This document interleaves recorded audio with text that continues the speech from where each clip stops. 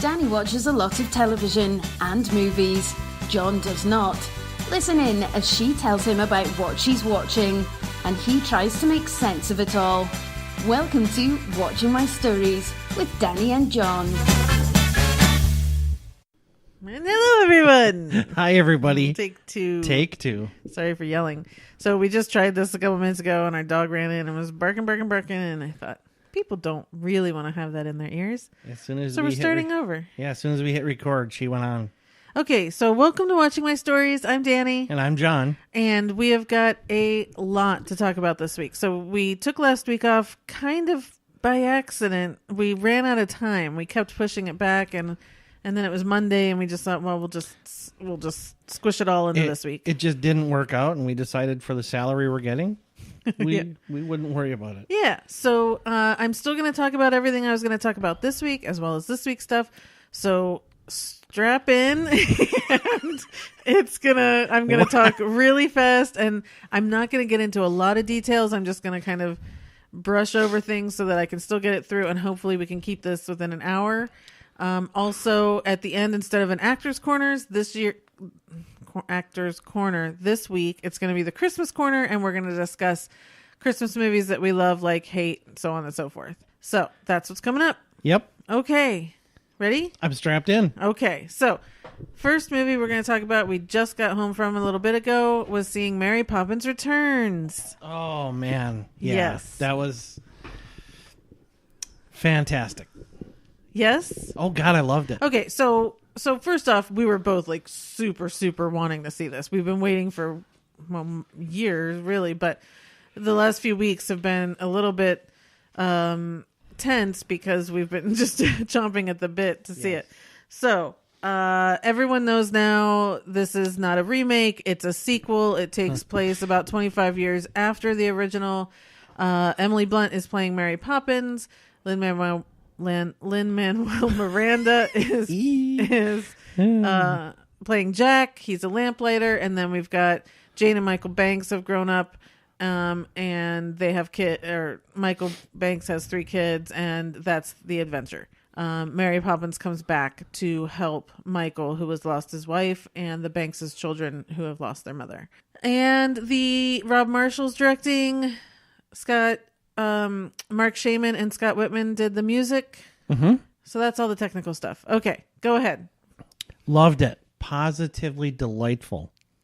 I loved it. I loved everything about it. From the second that you hear Lin-Manuel start the movie till the end when she's floating away. Spoiler, she floats away again. Yeah, it was great.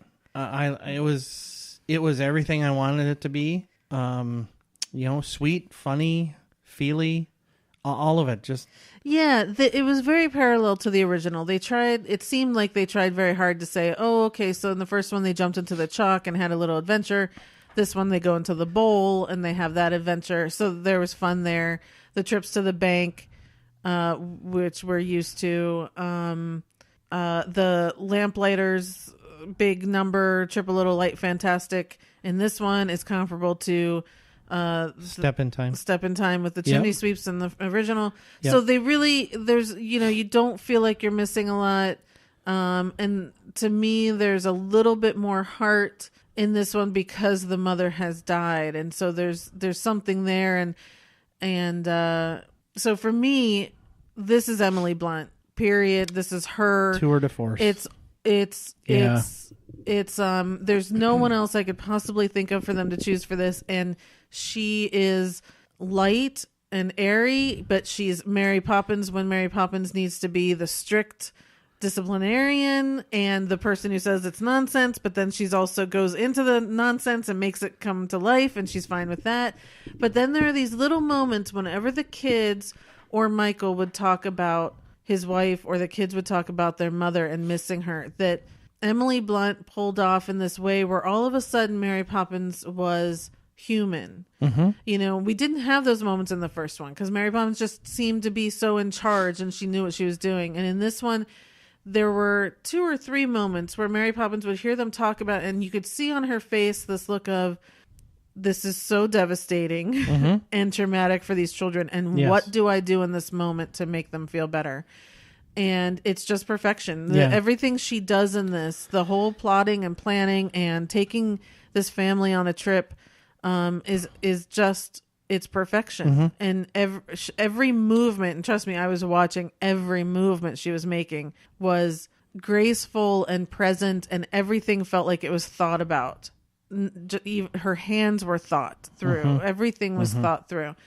Meryl Streep was in it and has a great number. That was fun. I didn't mind it as much as I feared I would. I know, right? But that's the moment that's reminiscent of the Uncle Alfred moment. Yes. So it was nice to have that parallel. Now my question is that her real voice? Yes. Because to me, she's saying better in this than she did in Mamma Mia. Okay.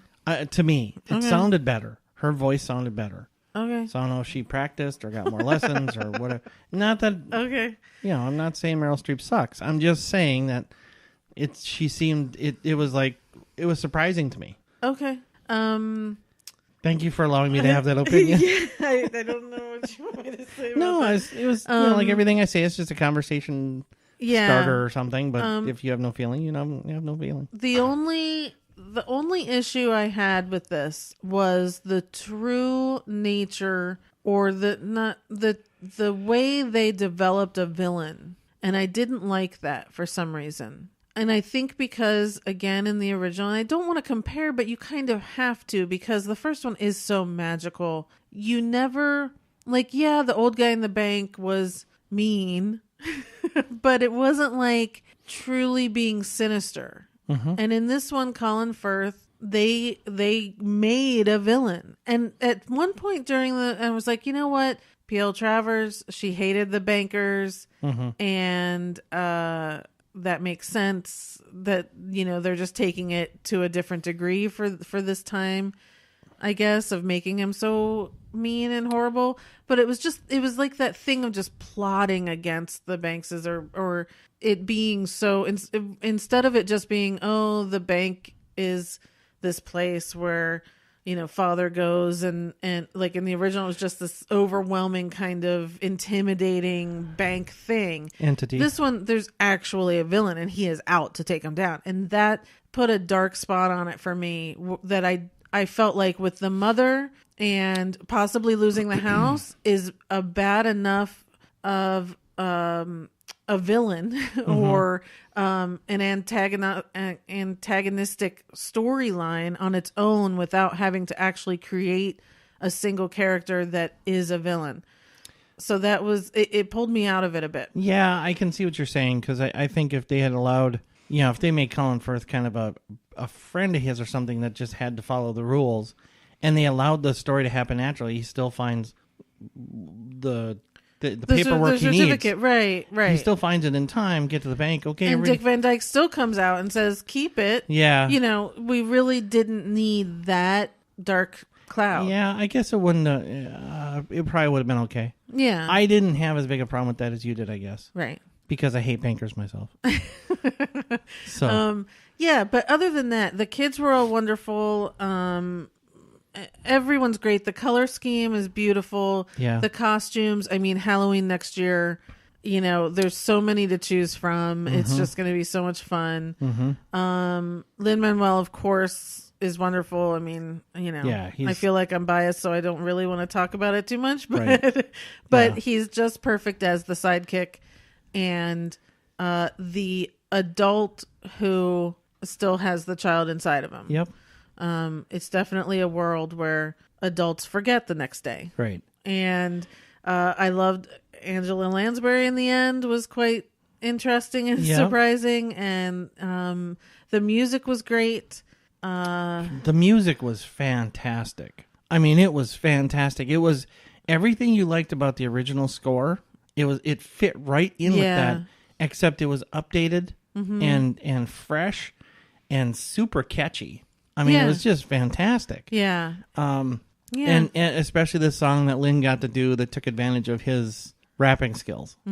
Right? That was, I couldn't even tell you the name of it, but that was really good. Cover of the book, not the cover of the book. Something like that. Yeah. And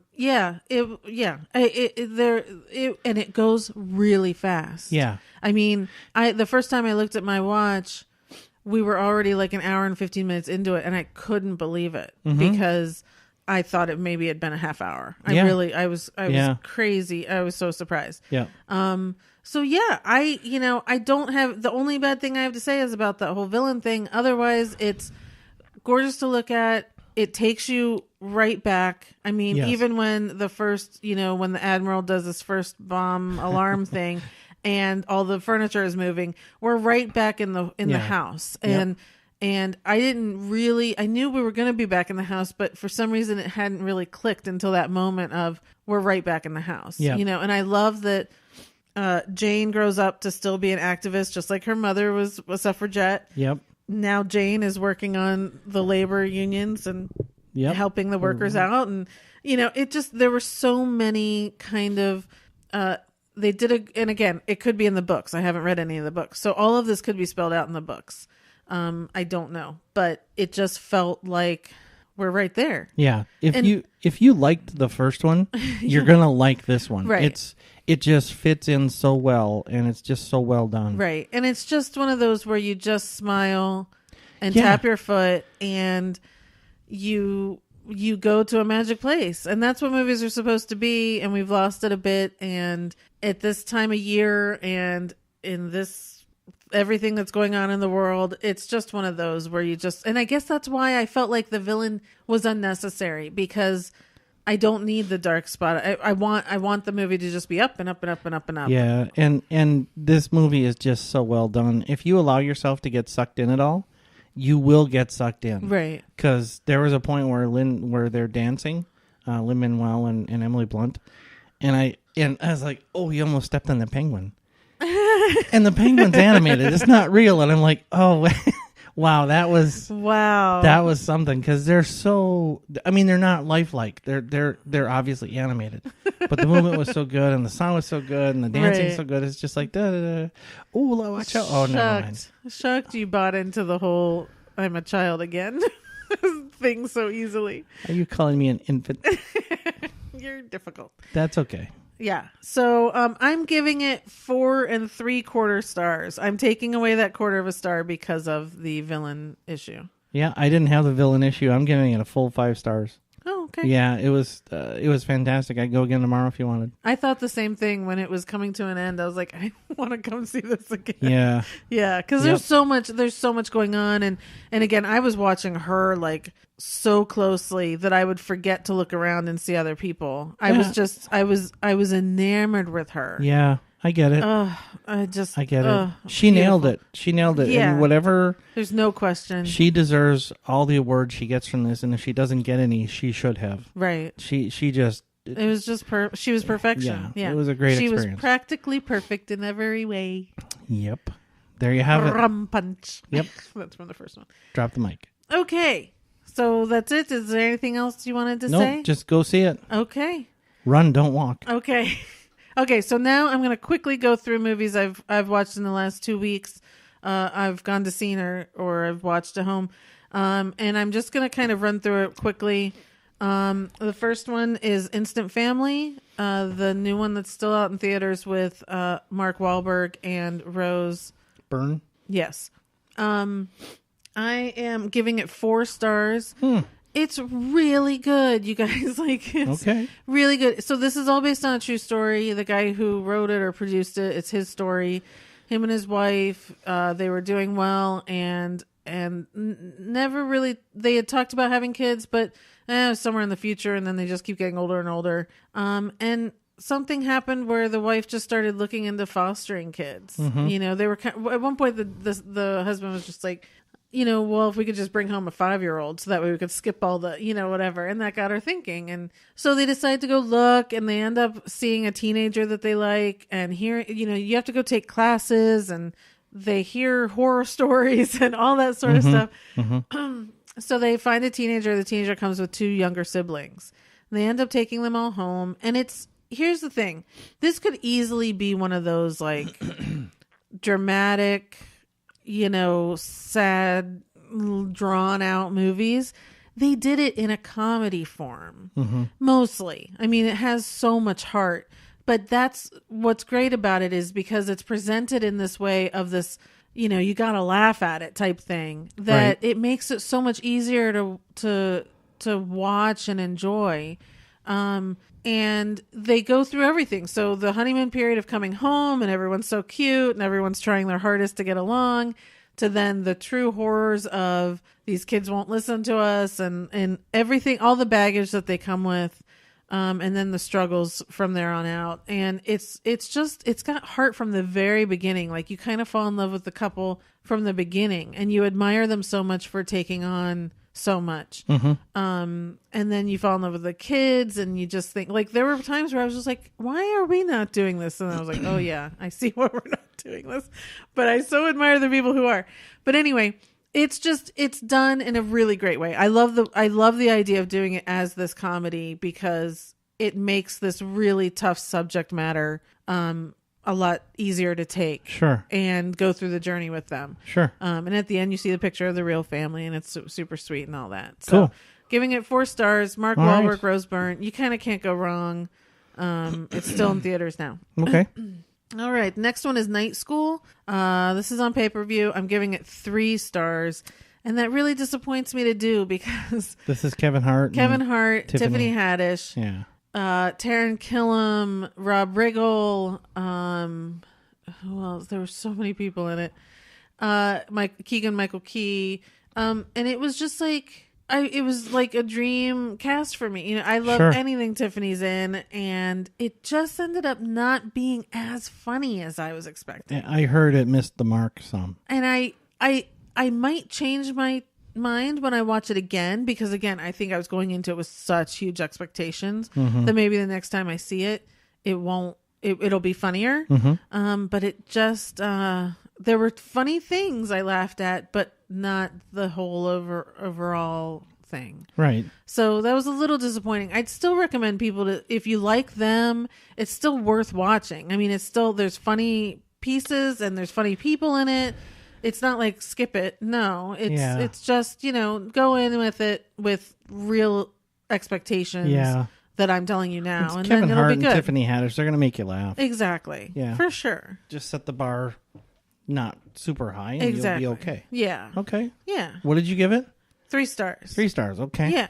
What else you got? So that's on pay-per-view. The next one is an older movie, Ready Player One, that I just saw. It came on HBO, and I finally decided to watch it. Okay. So this was a long year of me like not seeing it, and I really wanted to. And I finally watched it, and I'm so glad I did. And really? Again, it's Spielberg. Like, why would I ever question anything? Right. But I'm giving it 4 stars. It's on HBO. You can watch it on HBO Go, I'm sure. This brought us back to the quintessential Spielberg of the 80s. Really? It has the feel of E.T. and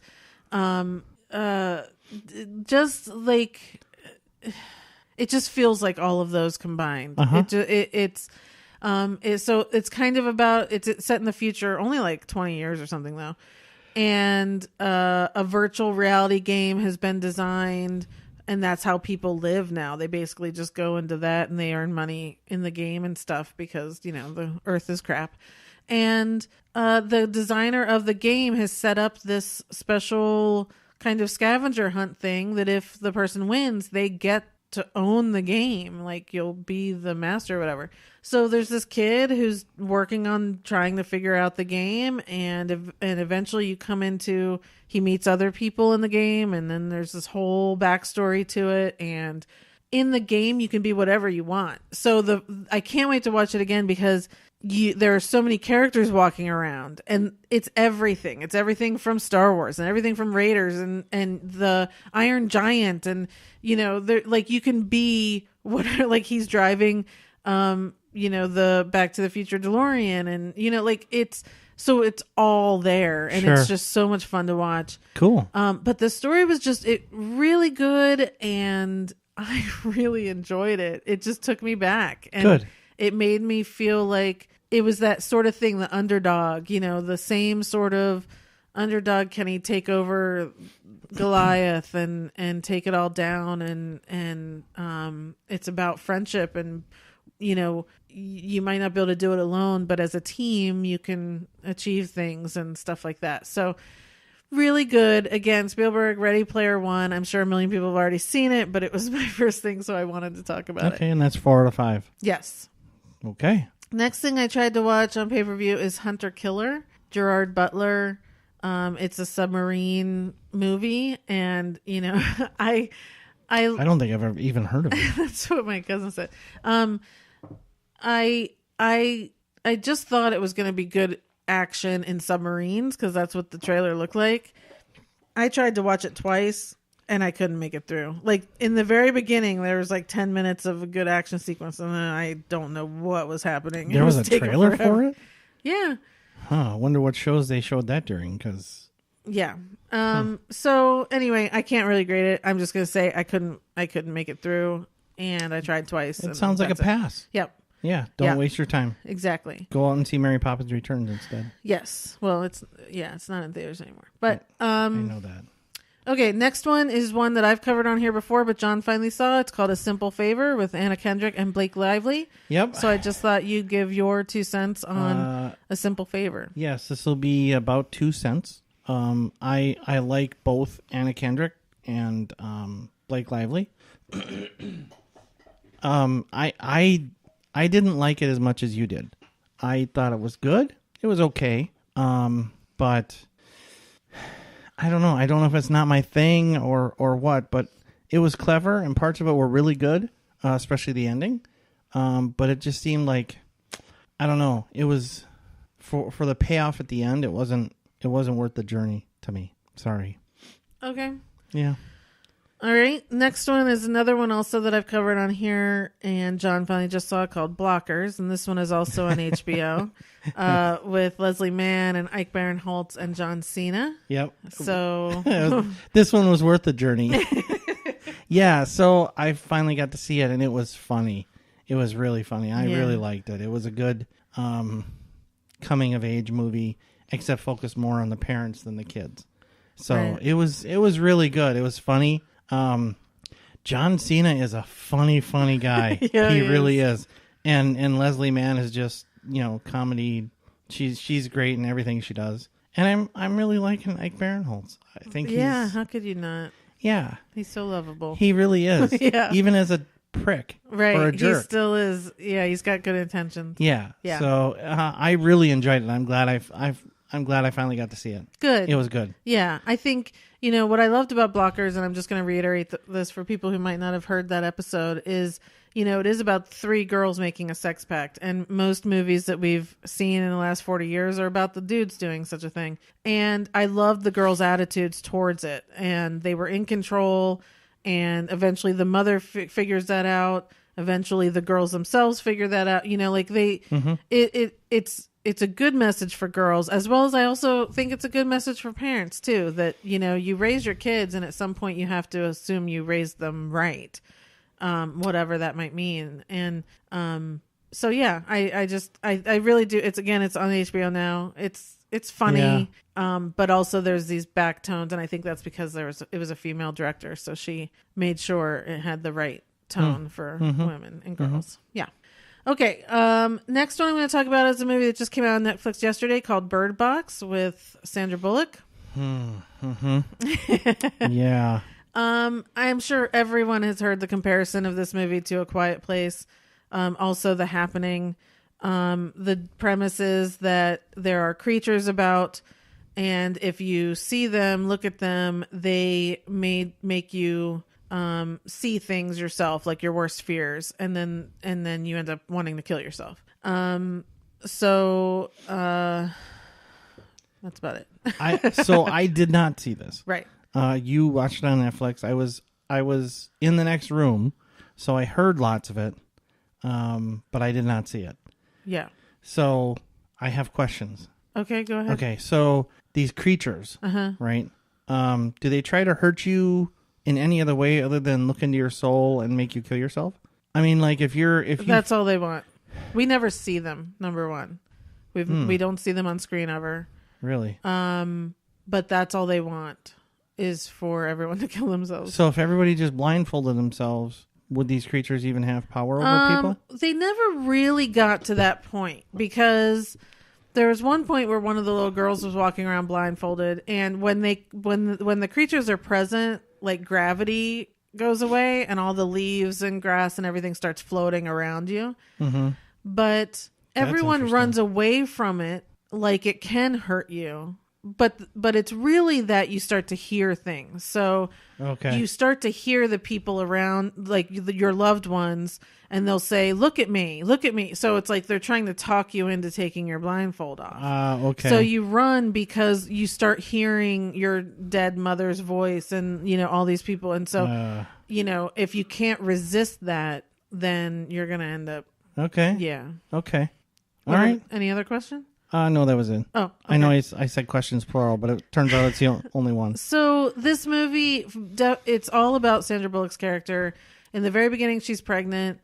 We learn that she doesn't like to be around people. She doesn't want to have connections with people. When this breaks out, she ends up in a house with people, and the rest of the cast. I mean, John Malkovich, Jackie Weaver, this guy Trevante. What is his name? He's from Moonlight. He was amazing in this. I should look up his name.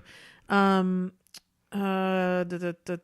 else was in this? There were just some good people in there in the beginning. Huh. I didn't know John Malkovich was in this. And he was the biggest jerk. There were several times in there I could hear a voice. I'm like, God, that sounds like John Malkovich, but I didn't hear about him being in this. Yeah. Huh. So it follows her character from the very beginning of this outbreak. And it goes back and forth from 5 years later to then going back to the beginning and living with this group of people. And then 5 years later, she's alone with 2 kids on a river, and they're all blindfolded and going to some sort of refuge. So, that's kind of it. It wasn't that great. Okay. And here's part of the problem for me is I feel like I'm biased because next week we will be recounting our movies of the year, this whole year, and the ones we loved and all of that. And A Quiet Place is my favorite movie of the year. So anything that needs to be compared to that, I'm going to have lesser, I'm not going to like as much. But this one, it's not as good. It's just not. There's no suspense to it, really. There were 2 scenes that had some suspense to it. It wasn't that big a deal. Yeah. This one is much more about the people and her finding connections in her life. That was the point of the movie. So we kind of see that happen over these 5 years, kind of, sort of. But it's not as enjoyable a journey to get to that point at the end. It really wasn't. It wasn't bad. It just wasn't good. Okay. You wanted to like it I much more wanted than it you to did. be way more than it was. Yeah. Yeah. Okay. So, I think for people who think it might be scary or suspenseful or whatever, it's not. If you want to watch a picture about someone who is learning to take people into her life, that's what this is. It's much more about that than any sort of anything else. Okay. Yeah. Okay. So that's it's on Netflix. I mean, again, it's Sandra Bullock. I mean, a couple hours and that was the other thing. It's like 2 hours and 10 minutes long. It didn't need to be more than 90 minutes. So yeah, I need to talk to the studio executives again, because I think they think if you're plunking down $12 or $15 for a movie, or if you're staying home to watch a Netflix movie instead of doing that, it has to be long. They have to add minutes to it. And a lot of these movies don't need that. Yeah, I don't know. It just, if the pacing's fine, like with Mary Poppins, which was over 2 hours. That's one of the exceptions. It goes fast. It has to be paced correctly. That's all. But my point is that's the exception. It shouldn't be the rule. And you're seeing a lot of these movies now going over 2 hours that just shouldn't. Okay. So that's it. You don't like anything I say, do you? That's it for movies, but I did want to take a minute to just talk about Penny Marshall, who died last week. She was, I love Gary Marshall, her brother, but I've read both of their autobiographies because I love them both so much. Mm-hmm. And, there's nothing, and I was thinking about this just this week, which I don't think I realized at the time, but when I was a kid watching Laverne and Shirley, there weren't a lot of female forward shows, you know, like they were single, they were out dating a bunch, you know. If there were females on shows back then, they were the mom, and, you know, or they were older and more established, like Maude. Yeah. Or something like that, yeah. To see these young chicks that were kind of out there and trying to date, and, you know, and Laverne had guys coming and going and all that stuff. And anyway, they were the funniest. I mean, my God, that show is so funny. And if people haven't watched it, then you're so missing out. You have to go watch it. Yeah. But I'll give you that. Yeah. The bigger issue with Penny is really that she was a pioneer when it came to being a female director. Big was the first movie. She was the first female that had directed a movie that grossed over $100 million. And personally, I saw Big in the movie theater 5 times when it came out. It's still one of those that holds a really special place in my heart. She also directed Awakenings and A League of Their Own, which I can still sing the last song. Absolutely. Of A League of Their Own. Yeah. And I just wanted to just, you know, kind of raise a glass to her because she was awesome. And, it's a big, you know, big hole. Yeah, in the industry. I will gladly drink to that. Okay, she had a major impact on entertainment. Yeah, she's just awesome. She was. Yeah. Okay. Okay, moving on to TV, which there isn't a whole bunch, but I'm gonna get through it. Everyone knows I love the Arrowverse and all those shows. And the week before last, they had their annual crossover called Elseworlds. And if you don't know what I'm talking about, the CW shows Arrow, The Flash, and Supergirl, and sometimes the Legends of Tomorrow come into play as well, but this time they were not in the crossover. So they had their crossover. It was really well done, so I had to talk about it. And kind of, if you don't watch, even though at the beginning of the season I said everyone should go watch Arrow, even if you hadn't started watching it before, because this season it's been a great season. But their crossover was just really well done. It was like they were, the Flash became Arrow and Arrow became the Flash, and no one else knew the difference. And they were, you know, it was just really interesting. So they had to call Supergirl in to try and figure out how they could defeat. And so it took place over 3 episodes, and I can't even really get into it as much. But if you don't watch the shows, and again, I'm going to just say this, if you don't watch the shows on a regular basis, but maybe you like the movies or you like comic books in general, but you think the shows are cheesy or whatever, go and watch these 3 episodes, because they really are standalone. You know, you can go and watch these like it's a movie and enjoy it just fine. Mm-hmm. That's good. Yeah, it was really good. And then the Legends of Tomorrow was not involved in the crossover, but their episode from that week was like really good as well. It was fantastic. They were having all these time jumps, and at one point the characters were puppets, and then they were, you know, like they kept changing their personas, and it was really well done. So it was kind of like they were not to be left out, even though they were left out of the crossover. So it was awesome. I may have to check that out. They turn into puppets. Yeah, it was really good. So that's that. Then there was a docuseries on Netflix called The Innocent Man that I just wanted to touch base on.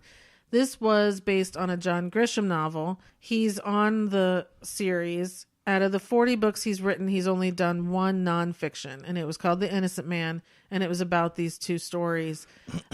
There were murders in the 80s in this little town called Ada, Oklahoma, and the cops there and district attorney and all that had determined that there were 2 guys who had committed the first one, and then another 2 guys who had committed the second one. Finally, the 2 guys for the first one were found to be not guilty through DNA evidence, and the 2 that did the second one, or that were convicted of the second one, have maintained their innocence since day one. And it's more about the corruption of the system, and against poor people, against people that maybe the system just doesn't like. Yeah. It's just one of those things. And again, Sure. Everyone knows I love these things. It was not as well done as a lot of other series I've watched, and I watched a lot. But if anyone out there has watched Making a Murder, on Netflix, or what are some others that I can think of? The Staircase. This was not done. It wasn't presented in a way that makes it easy to follow, because there were the two separate murders, and they go back and forth in a way that I was constantly confused and being like, okay, wait a minute. Those two were accused of that one, and that one was this. And, they could have done it in a better, I think, linear way than they actually did. Mm-hmm. But beside that, it's just a great story. And if you disagree with the fact that 4% of people who are in prisons today are probably innocent, which is something like 90,000 people or something, it's like, you just got to keep watching these stories. So again, if you're ever on a jury, you're a little bit more aware of what is good evidence, what might be bad evidence, what's worthy and what's not. It's worth it. And it's just it's an interesting story. Okay. And people sit in jail for tens of years. Yeah. And they shouldn't be. So our criminal justice system is just infuriating. yeah. Okay. So, and then again on Netflix, Fuller House. I think it's their 4th season, just came out last week. I was talking, so my cousin, I was talking to her, I was like, do you guys watch Fuller House? Like, with her and her children and stuff. And what's weird is she said that her and her husband were huge fans of Full House, but they don't watch. And I was a huge fan of Full House, and I watched this, and at first it was a little hard to get through. But now when I watch it, I find myself laughing. Like, as the seasons have gone on, I'm kind of right back into it. In any of these reboots that have happened, I'm so comfortable in it. And with this one, DJ and Stephanie and Kimmy Gibbler, the next door neighbor, they've all grown up. They have their kids. So this time around, and in the first one, which you probably don't know, Danny, their wife, died, and that's why the guys moved in with him to take care of the 3 girls. So in this one, DJ's husband dies. So now Stephanie and Kimmy have moved in to take care of her 3 boys, and Kimmy has her own kid. And we've just kind of evolved from there. So, Danny and Uncle Jesse and Uncle Joey, they show up all the time. Becky shows up all the time. Steve, DJ's high school boyfriend, they're now back together. Over the last few seasons, we've kind of seen them trying to get back together, but then other stuff happened, and it's so familiar, and we know so many of the jokes, and we're right back in the house. It's all that sort of familiar nostalgia that you just love, and it's gotten funnier. I will admit the first season was more corny than funny. And it's still corny, but it's funny. So maybe I'm just like becoming accustomed to them. Well, I don't know. But corny's okay if it's funny. Yeah. And I would say the first season maybe wasn't as funny, just more corny. But now it all is familiar. And I do laugh. Well, I just do. That's what they're counting on with all these reboots, is the familiarity and the nostalgia, right? Right. So if it's just corny, it's not going to work. Right. No, and it's, they follow the same pattern as the original where, a lot of times DJ has to take one of her kids up to the bedroom, and the music starts and she gives the lecture and everyone makes up, which is what always happened on the first one. And actually there was a funny episode this season where Danny was back and he was having to talk to someone about something, and they were down in the living room, and he was like, this is wrong. And he took the person up to the kid's bedroom, and he was like, okay, this is better. This is where I'm used to having these kind of talks, And so it's like you're in on the joke and they're in on the joke, like right. It just, I don't know. Sort of making fun of themselves with you? With us, yeah. And that's kind of, I don't know, again, at this day and time, I like feeling that way. I guess I'd rather have the corniness than having something else. Look, life and times right now, there's so much that's just sad or weird or unfamiliar. I mean, there are a lot of people I talk to that don't feel like they live in the U.S. anymore. Right? So anything familiar like that, anything that can kind of bring you back to your happy places, right? Yeah. Like when you were a kid or when you were younger watching your favorite show like this.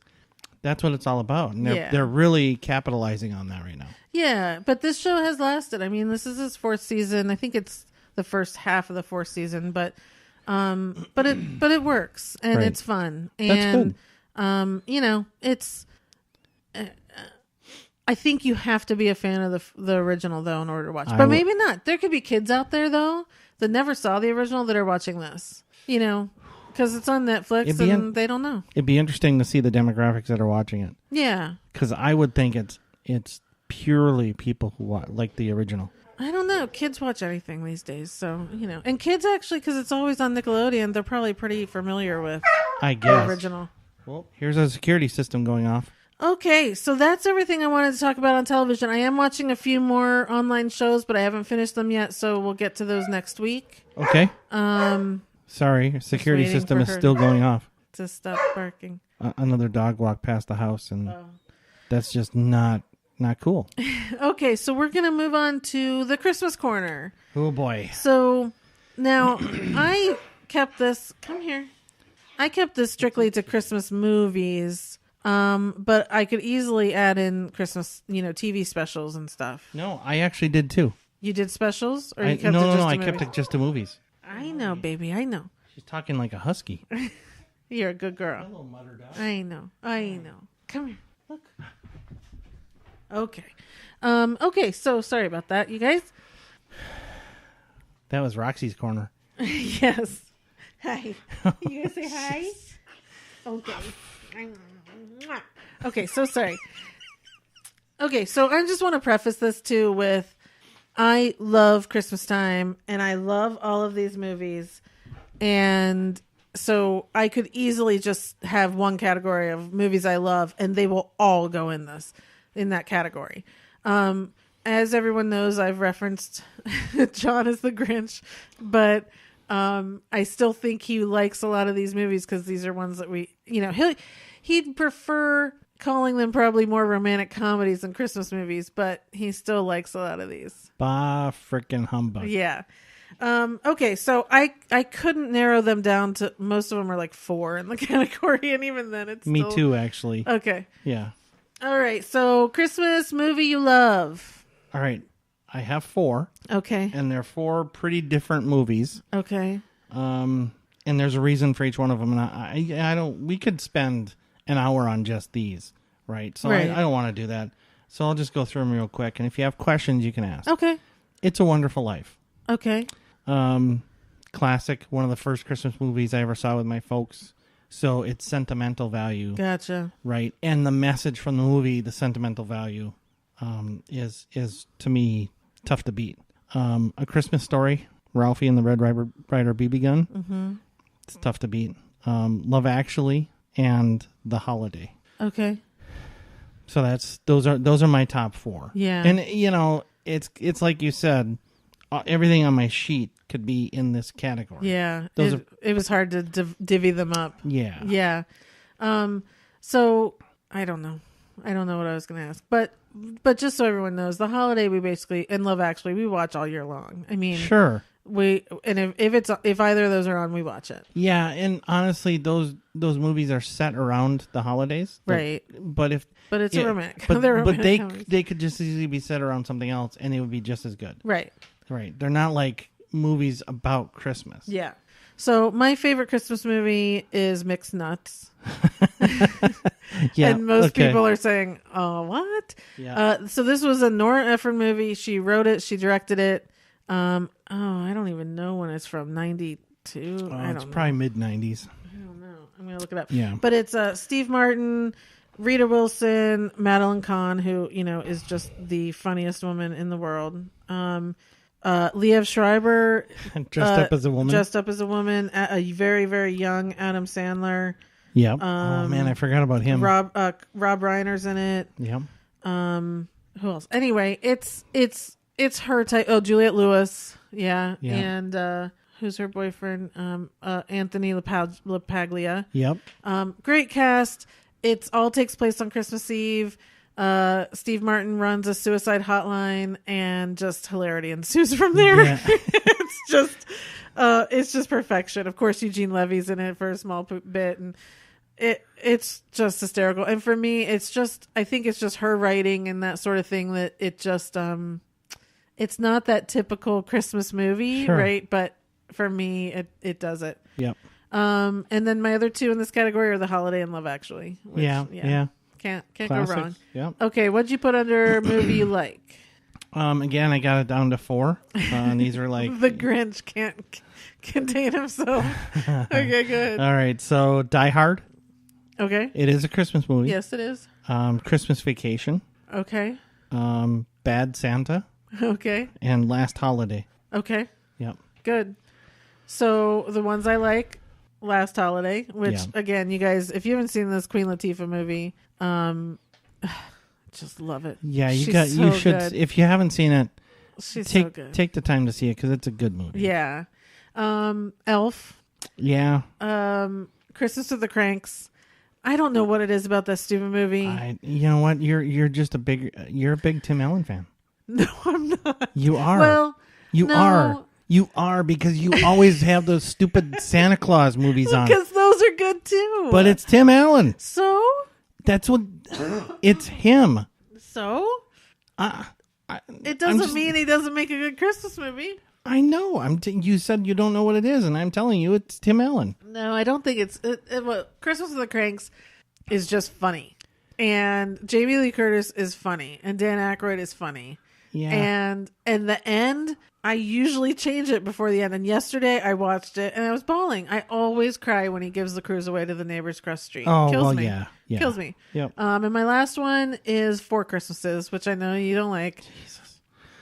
But come on. Reese Witherspoon and Vince Vaughn having to visit their family in 4 different Christmases. I mean, with Robert Duvall and John Favreau and Tim McGraw, like that's hysterical. See, you're laughing, Okay. and yet he hates this movie, but you're laughing. So when they're at his dad's house, Yes, that's the best part of the movie. That is the best part of the movie. Yeah, it goes downhill from there, but it also just the story goes downhill. And from it's there. a pretty Like, big they aren't slog as up. happy. It's a pretty big slog uphill to get to that point No. too. Yes. The only thing I hate about that movie is that they decided to have a kid at the end, but whatever.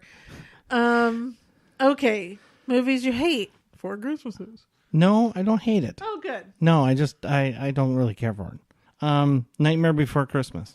Have you ever seen it? I've seen enough of it to hate it. I started watching it once and it was awful. How could you hate that movie? It was awful. It's not awful. I don't like Tim Burton. I don't like what he does. Beetlejuice is the only thing I liked. That's not true. Okay, prove me wrong. Willy Wonka or Charlie and the Chocolate Factory? Okay, well you got me there. but most so it's definitely I like fewer than half his movies. Yeah, I don't believe that, but we'll move on. I couldn't really come up with a Christmas movie that I hate. Of course you could. So I wrote down Krampus, even though like it's a Christmas movie, but it's really horrible. I mean, and not just because they tried to make it scary. I thought it was really bad. But whatever. Hey, I just want to point out in doing research for this. Yeah. Krampus was like number 13 on Rotten Tomatoes top 50 all time Christmas movies. Bad. And I'm like, what? I don't even feel bad about not seeing that. Yeah. Okay. How about movies you secretly love? Elf. And here's why. I'm not a huge fan of Christmas anymore, and I'm not a huge fan of Will Ferrell. But I secretly love that movie. And I think you secretly love Will Ferrell. I mean, you do. He makes you laugh. In The House. Yeah. Some things I just I find him very tiresome very quickly in a lot of things. You need help. I probably do. But okay, so Elf, was that the only one? That's it. I have Die Hard and love the Coopers, which I've watched a few times in the last month, and it's the one I think I got you to finally watch it last year. Steve Martin narrates, and it's John Goodman and Diane Keaton and Olivia Wilde and Ed Helms and Alan Arkin and Marissa Tomei and Amanda Seyfried. Yeah. That sounds familiar. It seems like it's really depressing, but then it ends up being really good. It's kind of like Home for the Holidays a little. No, it's not as funny as that. Oh, is that the one where John Goodman and Diane Keaton are splitting up? Yeah. Oh. And their whole their families coming together for Christmas. Yep. And they find out and hell breaks loose. No. Oh. No, they never find out. But it seems like it's depressing because I think a lot of people are mostly depressed around the holidays. But then it's one of those where you figure things out and what's really important and all that. And I love it. So that's why I put it under here. Okay. I understand people being depressed around the holidays. Embarrassed you haven't seen. These are all classics. And that's why I'm embarrassed, because these are You classics. should be. You don't even know what they are. I don't. Miracle on 34th Street. You haven't seen the original or the new one? I didn't even know there was a new one. Yeah, with Dylan McDermott and No. Elizabeth. No. A Christmas Carol? Any version? Any version. Not even the animated Disney Christmas Carol with Jim Carrey? No. Especially anything with Jim Carrey. Ugh, whatever. And Meet Me in St. Louis. The original or the remake. There's only one, as far as I know. Figures. Yeah. There's a remake of everything else. I thought it would be. Okay. That's it. Okay. I only have one. It's a Wonderful Life. And I'm actually not even embarrassed. I don't want to see it. So Why don't you want to see it? I have no need. Well, I know what happens, so I don't need to sit and watch it anymore. Huh. Yeah. So I just have to... Oh, are you adding anything to your watch list? Yeah, I got 2 things down. And I don't even know why. A Christmas Tale. And I think it's because of the What cast. is that? I don't remember it. Okay. But when I was going through doing research for this, Okay. I was like, A Christmas Tale, and it looked like a good cast. And I'm like, maybe I'll add that to my watch list.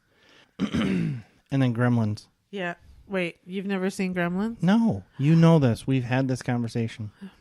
I don't understand how we're married. I know. Every week. Every week. I think we're closing in on some of the source of the tension. Tension?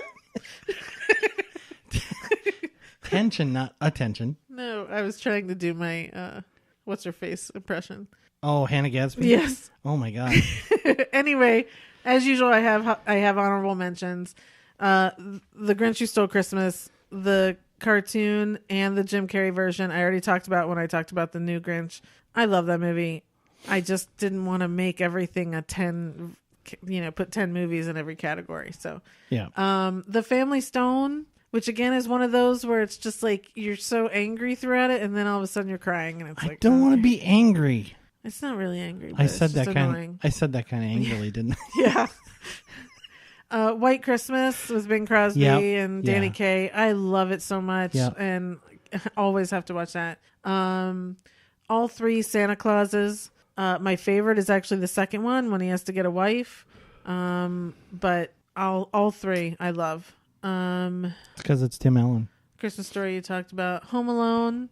Yeah. I don't like watching Home Alone a whole bunch, but every few years I watch it. And look, the guys are hysterical. Yeah. And I do cry every time with the old man next door. Like you know.